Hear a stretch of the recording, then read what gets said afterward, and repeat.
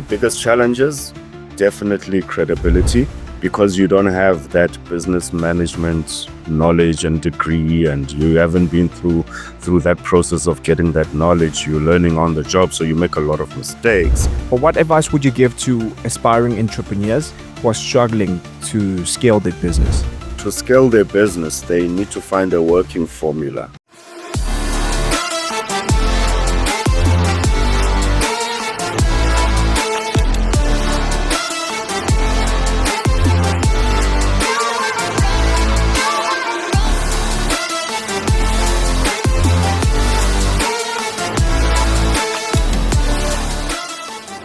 Ladies and gentlemen, boys and girls, welcome to another episode. As you know, I'm your boy, Mr. Fingers. We're about to go big like never before.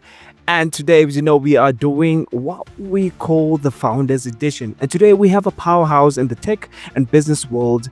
He is the director of Computer Kortex, a company that has been at the forefront of corporate and commercial IT solutions for over 16 years. From humble beginnings to becoming a trusted supplier of computer hardware, network solutions, and CCTV installations. Edward's story is one of determination, adaptability, and leadership.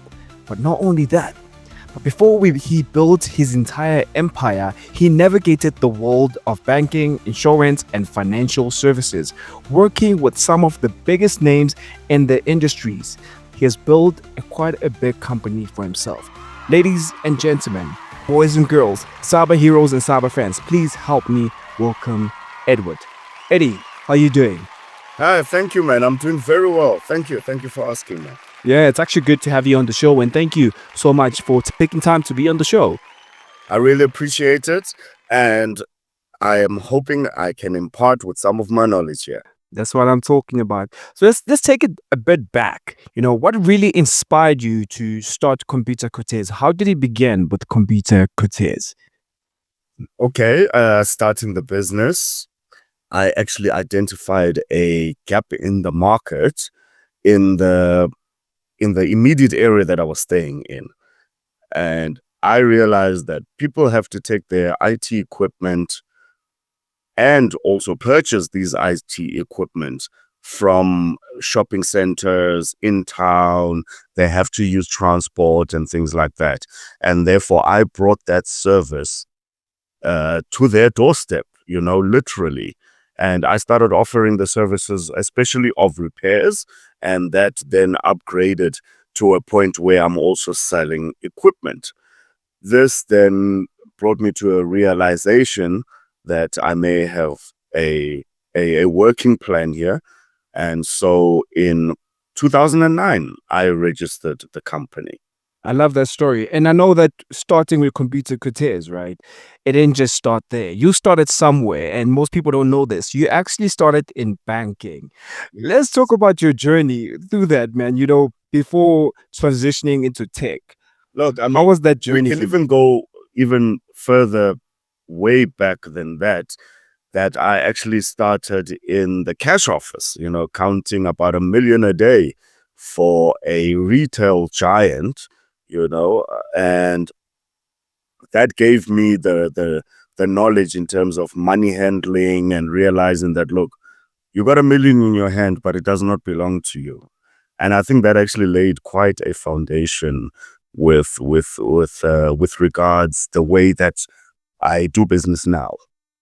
So having come from a financial services landing in by mistake, I then learned the business and financial aspect of running a company. So I was at the banks. I worked for FNB. I worked for Standard Bank. I was selling insurance, so it was quite a journey. They say that you land in insurance by mistake, and that's exactly what happened to me.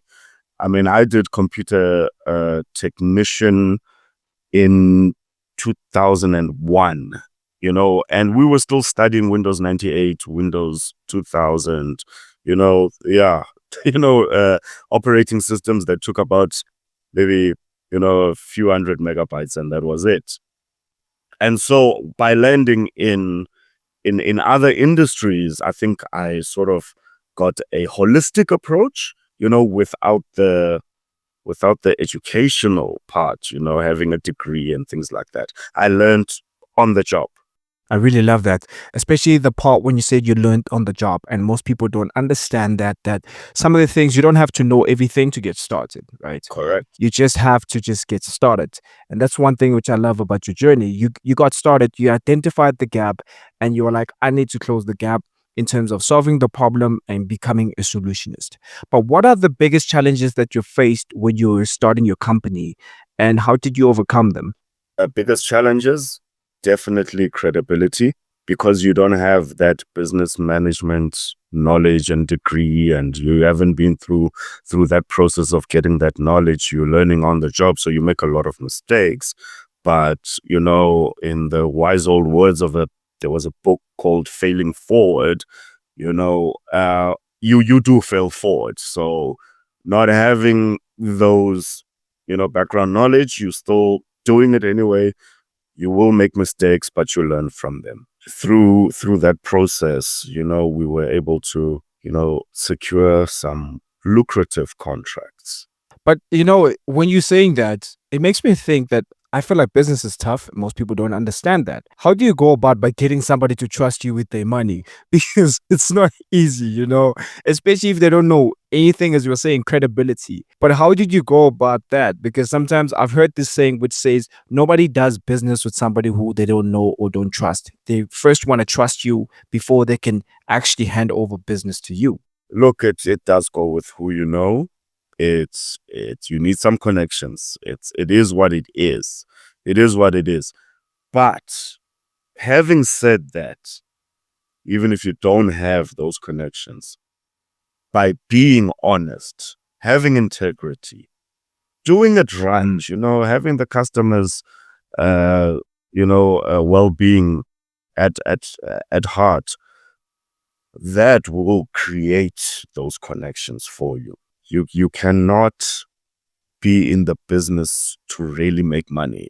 Look, we do want the money, definitely, but you have to take it as the mentality has to be in a setting that you want to help people. The money will follow.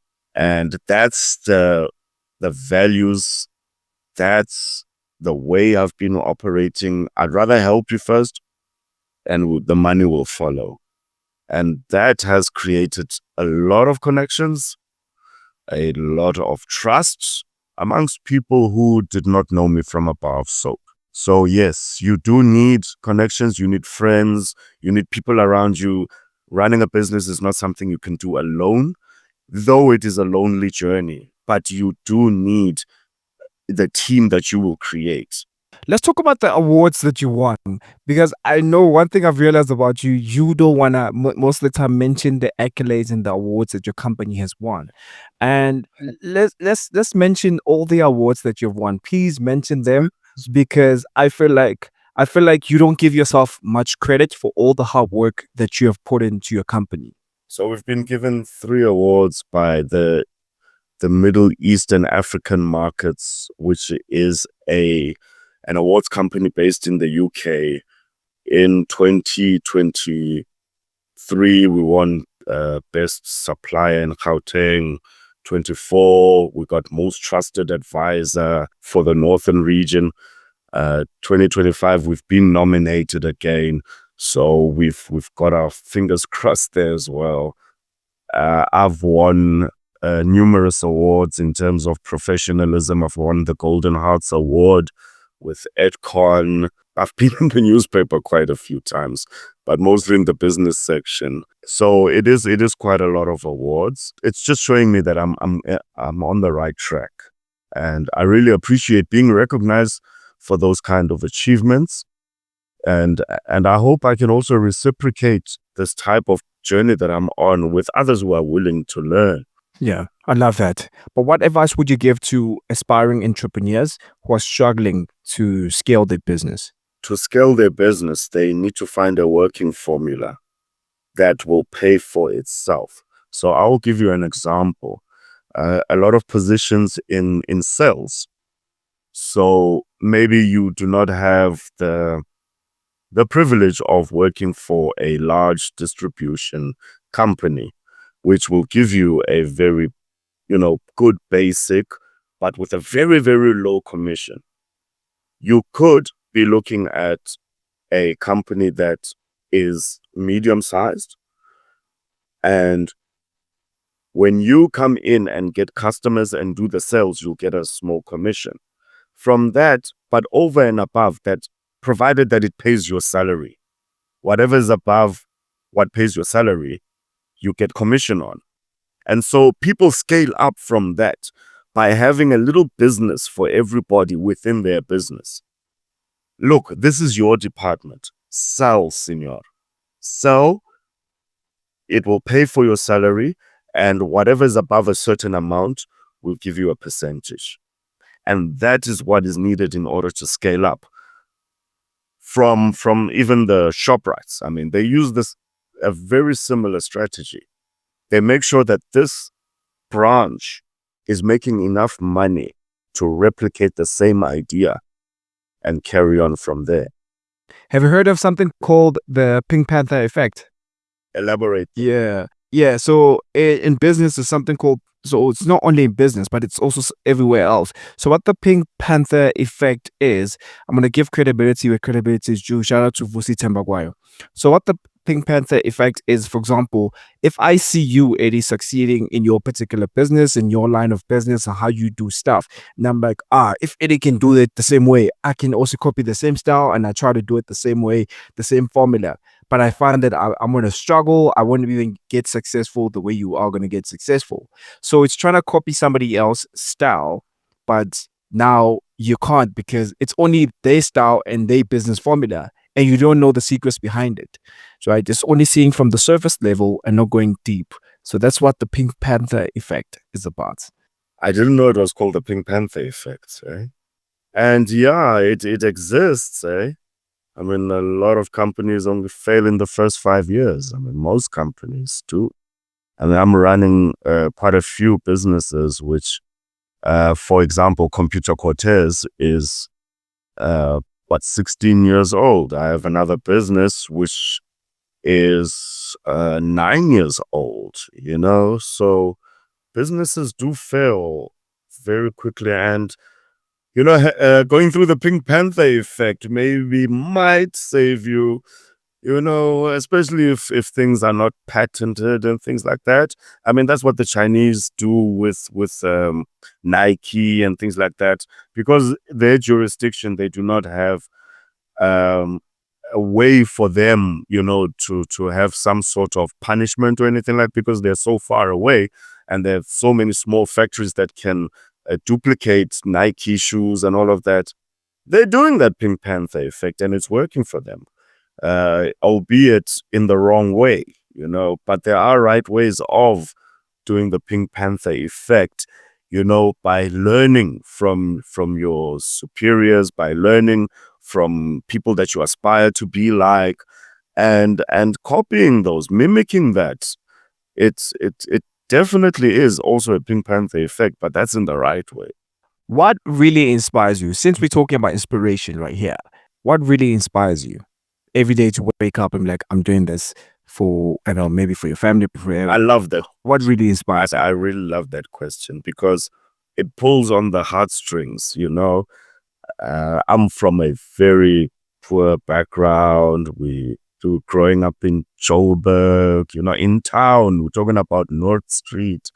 I mean, that's where I grew up, and our situation was very obvious. I knew my mother doesn't have money, my father doesn't have money, and from that point, I think I was 11 years old, and from that point, because I asked for the latest Nike sneaker. It was Grand Hill in those days. And that was everyone's Christmas clothes and everything combined for that one sneaker. And so I saw that, look, if I want things like that, I better do it for myself. And so I started a business when I went to school. I had a car wash business, and I was at a point where had contracts with all of the teachers, and they were paying monthly, and I had employed 4 people to wash the cars. Guys were staying in Joburg as well as Soweto. And so I had that business until I did my matric. That's when I had to focus on the school to finish that. During my matric on weekends, I used to work definitely for my father's company and things like that. Not my father's, where my father was working. And that's how I was able to get extra money. But from a young age, I've been entrepreneurial. And I think it's because I saw the needs. This is my life, things like that. And as I grew up, I picked up the skills on my way. It was not overnight. I lost a lot of money. And I wish I didn't lose that money, but it is what it is. And it was the learning curve and failing forward. I really love that one, because that inspires me. There's a guy, there's a friend of mine who was talking last time, and he said something a bit similar, and which I can relate, and to where you're coming from, and you want to give your family a better life than where you come from as well. Correct. And that's absolutely amazing. Correct. No, what motivates you to be able to motivate your team? It's the fact of where I'm from and having become what I've become motivates me even more, because the work that I used to go to, the jobs and everything, were the worst jobs in my life. I never enjoyed it. And finally, when I found something that I do enjoy, which is fixing computers, selling computers, talking to people, and it actually upgraded to say, look, it's not just about computers. I'm actually an entrepreneur. I can sell anything. And then I upgraded, and I now opened a few other companies. Now we are selling other items. So my motivation is that I enjoy it.